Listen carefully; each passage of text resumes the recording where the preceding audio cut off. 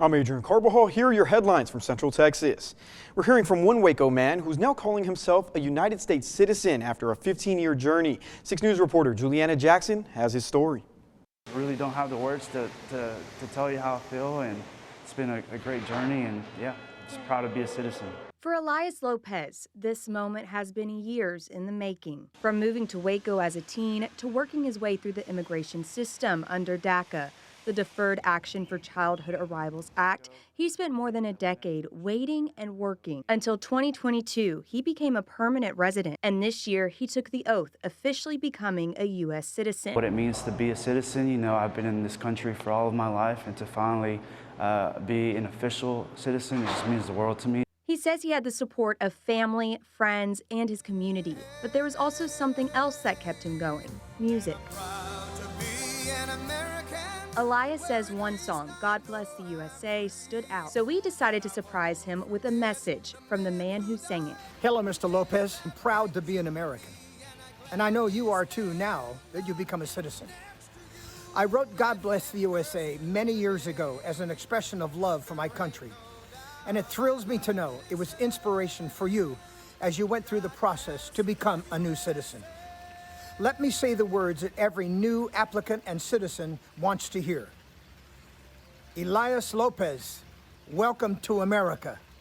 A personal welcome from Lee Greenwood. As America gets ready to celebrate 250 years, Elias's story is a reminder of what that celebration really means. It's very special. I think this is something that's my kids and their kids are going to be able to talk about for years, how I came as a baby to the United States and, went through the whole process to become a citizen. Such an inspiring story. In other news, the Stillhouse Hollow Lake and Park has been leased out to a new company in what the Army Corps of Engineers calls a new partnership. The previous marina closed in August of 2024 after a boat fire and extreme weather left the structure unsound. Our Sydney Walker has more on the new changes and their plans for a brand new marina and RV resort. Stillhouse Park on Stillhouse Hollow Lake is under new management. The Corps of Engineers had put up Stillhouse for an RFP. Justin Lewis with Baxter Properties said the park needed help. I requested to come in as the new lessee, wanting to rebuild the lost marina. There was one here for 50 years, and so it just sucks for the local community to lose the only marina on the lake. The Stillhouse Hollow Marina and RV Resort. Add an RV park on the other side, primitive campsites, a dive shop, a bait and tackle shop, food service.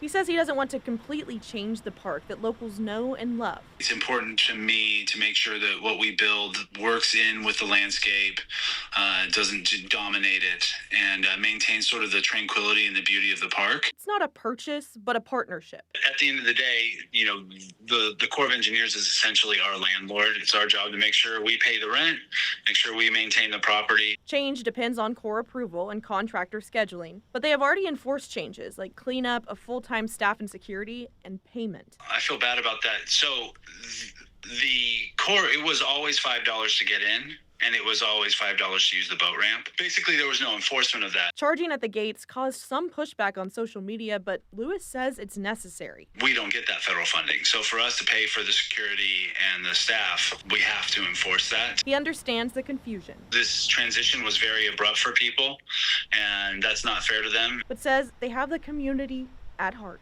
We share a love for this area and this lake, and it's my job and my goal to honor the community and honor this property.